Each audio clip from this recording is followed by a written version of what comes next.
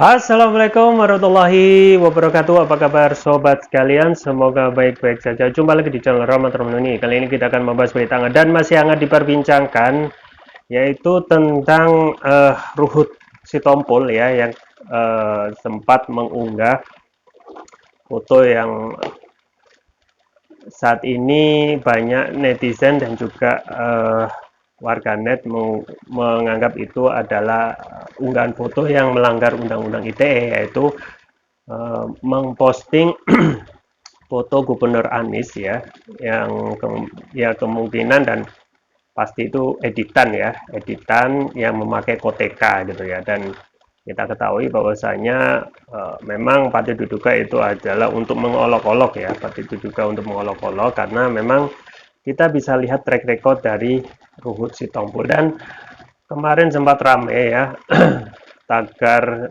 Ruhut langgar Undang-Undang ITE sempat rame di Twitter. Dan saat ini yang terbaru itu ada pemuda Papua yang menyatakan tidak puas ya, ataupun ingin melaporkan kader PDIP ini Ruhut Sitompul ke Polda karena melanggar Undang-Undang ITE ya. Ini yang sesuai yang dilansir oleh fajar.co.id. Bagaimana selengkapnya langsung saja kita baca dan kita ulas.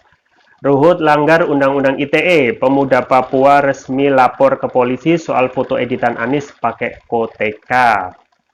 Kelompok yang mengatasnamakan diri Pemuda Papua resmi melaporkan kader PDI Perjuangan PDIP Ruhut Sitompul ke Polda Metro Jaya. Dalam laporan dengan register LP B/B/2299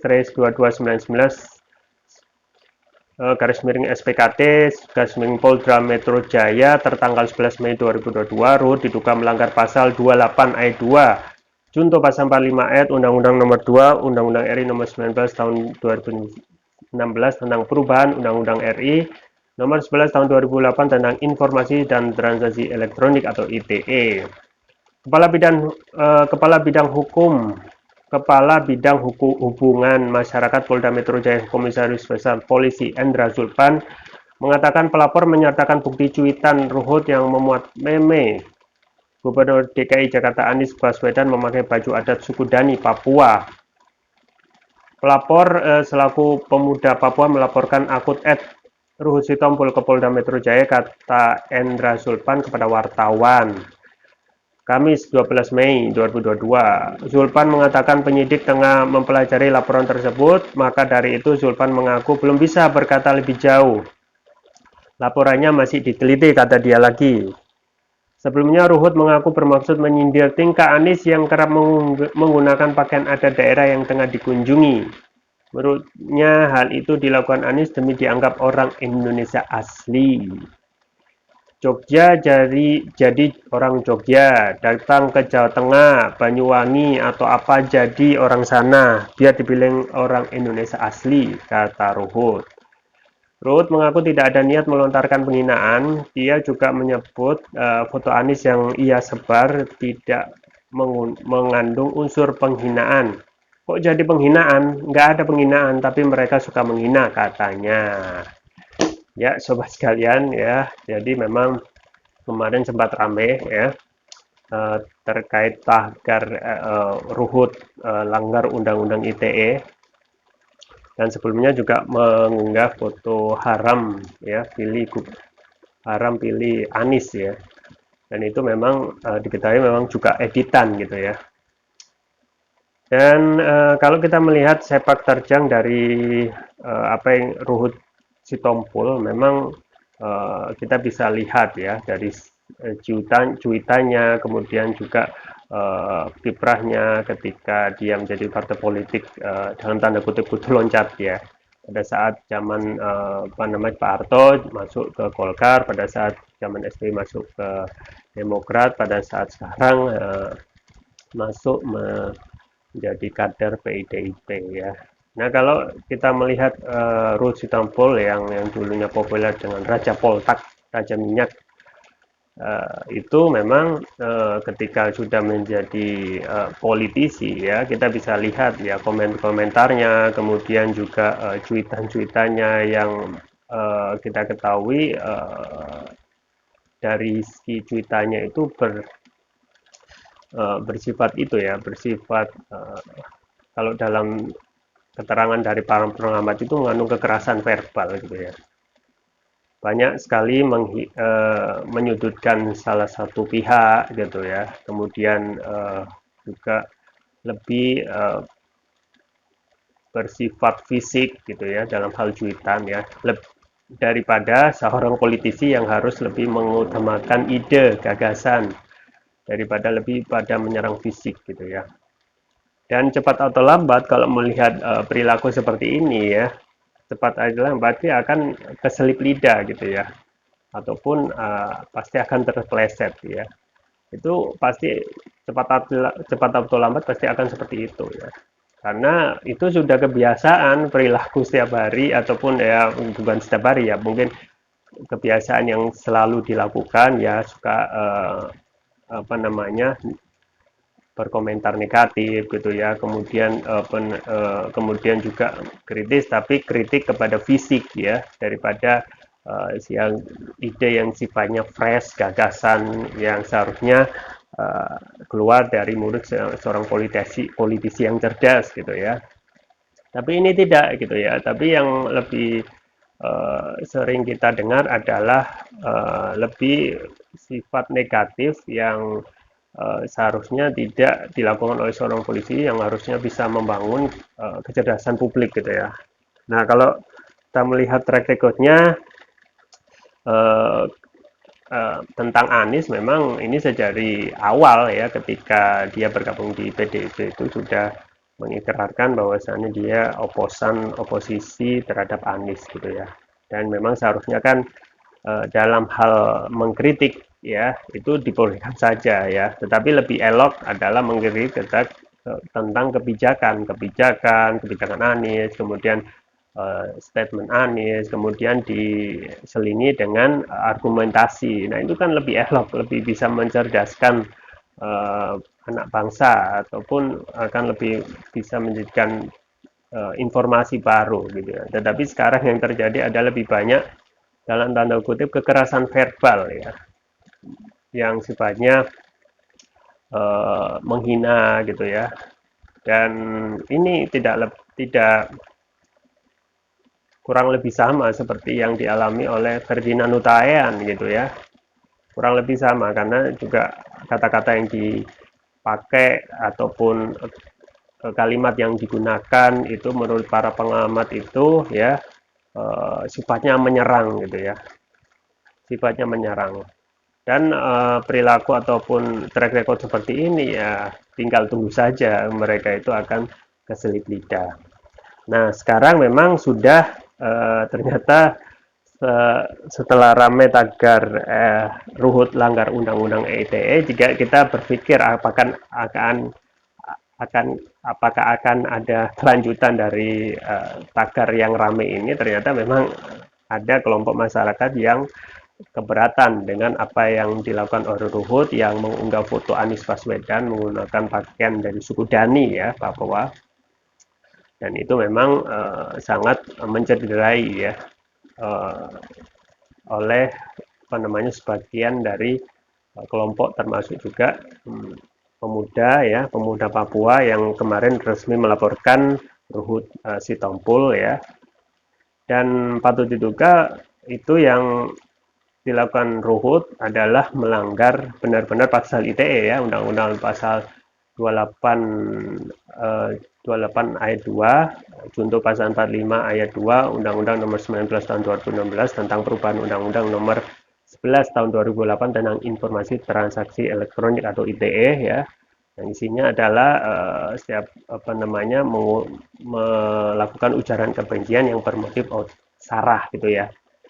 Ujaran kebencian yang bermotif sara, dan pidananya ya berat ya. Kalau kita melihat junto pasal 45 ayat itu, tuntutan pidananya itu dihukum maksimal 6 tahun atau denda 1 miliar gitu. Dan sesuai ketentuan KUHP ya. Jadi kalau mereka yang ketentuan pidana sampai lebih dari 5 tahun itu harus ditahan gitu. Nah, kita lihat apakah ini akan eh, aparat dalam hal ini akan bersikap cepat ya, presisi ya, bersikap equal ya, equal treatment sama seperti kasus yang lain atau tidak gitu ya. Nah, ini juga kita melihat ya track record sekarang itu posisi Ruhut sekarang di mana? Di lingkaran kekuasaan ataupun di luar kekuasaan gitu ya. Nah, menurut pengalaman ya kalau seseorang ini diproses itu kebiasaannya itu tergantung beberapa hal ya. Yang pertama itu adalah backing politiknya gitu ya. Nah, kalau backing politik Ruhut itu kuat ya, bisa saja tidak akan diproses ya. Kita ketahui dulu ya, ada kasus yang dialami oleh siapa kader PDIP itu yang juga sama ya, mendiskreditkan suku Sunda ya. Nah, sampai saat ini meskipun sudah dilaporkan ya, kemudian ada sekelompok apa namanya, kelompok masyarakat yang mengatasnamakan suku adat, suku Sunda ya, sudah melaporkan sana sini, tetapi berhubung eh, apa namanya, backing politiknya kuat, makanya tidak diproses gitu ya.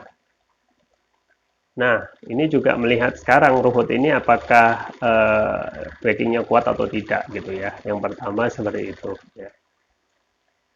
Nah, kemudian kalau backingnya kuat maka tidak akan diproses ya. Meskipun sekarang laporan polisi itu sudah keluar LP ya. Karena keluar LP itu juga susah ya. Kemarin juga laporan terkait masalah Luhut ya. Laporan tentang Luhut Binsar Panjaitan terkait masalah data 110 percakapan yang dikabarkan itu hoax dilaporkan oleh Edi Sujana itu tidak keluar LP-nya, laporan polisinya ya. Itu memang patut diduga ya, patut diduga memang kita tahu sendiri penyebabnya gitu ya. Nah, untuk kasus Ruhut ya kita tunggu saja ya. Kalau backingnya kuat tidak akan diproses. Tapi kalau backingnya tidak kuat ya kemungkinan Ruhut akan jadikan korban ya, karena pemerintah saat ini juga ingin mengembalikan citra masyarakat terkait penegakan hukum yang terkesan tebang pilih gitu ya. Kemungkinan kalau tidak kuat ya mungkin akan jadi korban ya, dan ya kemungkinan tidak akan berat ya seperti yang dialami oleh Ferdinand Hutahian yang sama ya, melakukan pasal 28 ayat 2 ujaran kebencian yang bermotif syarah itu hanya dihukum 5 bulan, coba bayangkan. Bandingkan dengan hukuman dari Habib Rizik Sihab yang hanya mengatakan aku alhamdulillah gitu ya, itu hukumannya sampai 4 tahun dikorting jadi 2 tahun gitu ya. Nah, ini juga yang pertama adalah backing politik ya. Kemudian yang kedua adalah tentu saja tekanan publik. Ya. Nah, aparat kita itu tergantung juga tekanan publik. Ya. Kasus Ahok yang dahulu itu adalah hasil dari tekanan publik. Coba bayangkan ya, dengan adanya aksi 212 yang menghadirkan lebih dari 7 juta umat ya, untuk mendesak agar ditangkap, akhirnya ditahan pula gitu ya. Dan itu juga menjadi alasan politik jadi aparat ya untuk menahan seseorang ya. Kalaupun dahulu itu tidak ada tekanan publik seperti yang kasus Ahok, kemungkinan Ahok tidak akan ditahan gitu ya, akan dibiarkan ya, karena memang ketika seseorang itu di lingkar kekuasaan itu backing politiknya akan kuat gitu, dilindungi dan uh, begitulah ya kondisi hukum saat ini gitu ya.